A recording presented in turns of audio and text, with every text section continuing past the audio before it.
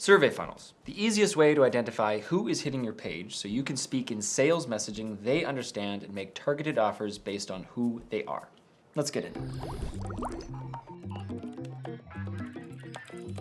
You should use surveys when you have a product or service that appeals to a variety of different markets. They take a bit of work, but think about how many horrible dates you could have avoided if you just asked them to fill out a simple survey. Yeah, and it's the same for customers. Because the power of a funnel comes from being able to speak directly and persuasively to each customer, you obviously don't want to generalize. That's what a website is for.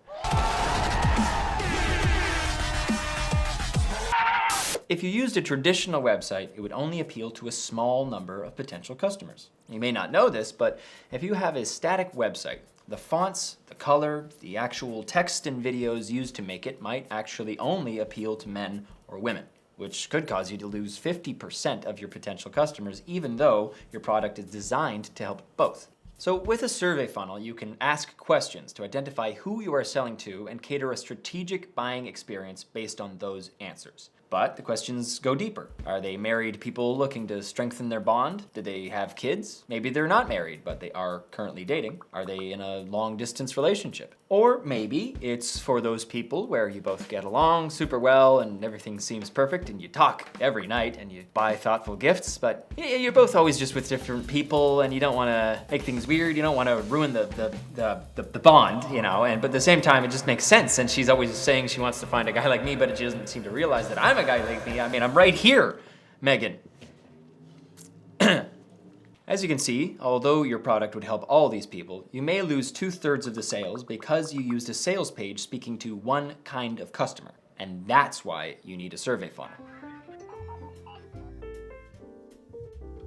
So for the pages, you have the survey page, a squeeze page for each group, and a results page for each person, tailored specifically to them.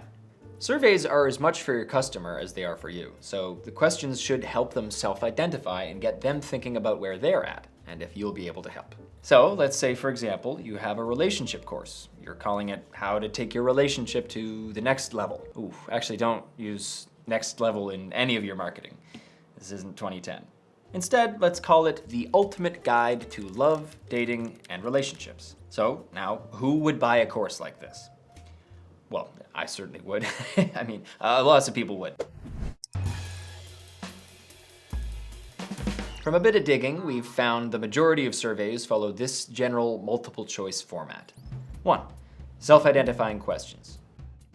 2. Another self-identifying question based on a specific subject.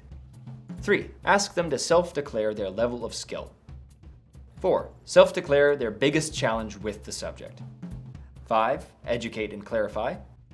And 6. Random curiosity-based question. Are you in a happy relationship? These are a good place to start, but one of these questions is not like the others. One of these is a bucket question. This question determines their results and where they'll be sent to next. Based on their answer to the bucket question, they'll be taken to your squeeze page designed specifically for them. So after each person enters their email, they're taken to the results page. Now, this page could be centered around a case study, a video, or a PDF, anything. The format matters less than the content and offer you have tailored to them specifically. The best part is that because each page speaks to a specific bucket, your conversion will be higher even if you sell the same offer on every page. Let's look at a quick example from the sponsor of today's video, ClickFunnels. Our landing page isn't necessarily just a survey funnel, but it has one built in. We have a ton of different business owners who come in and are interested in using sales funnels, but they all might be using it differently. So, to tailor our sales message, we ask them this: which of these best describes your business or service? Then, list off the top industries that ClickFunnels has been known to serve. Now, this is our bucket question, which will ultimately decide where they'll be sent. And after they answer, they go to step 2. How did you hear about ClickFunnels?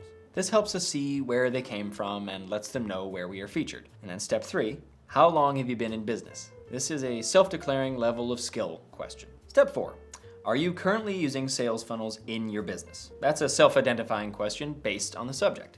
And step 5, Did you hear about ClickFunnels from a smart, handsome YouTuber who deserves a fat raise? After that, they calculate the results to generate a specific case study. And there it is. It asks for their email and leads them to a results page, which features a case study of someone who is in their industry, just like you, who has had immense success using the software. And you can see this exact survey in action in the link below this video.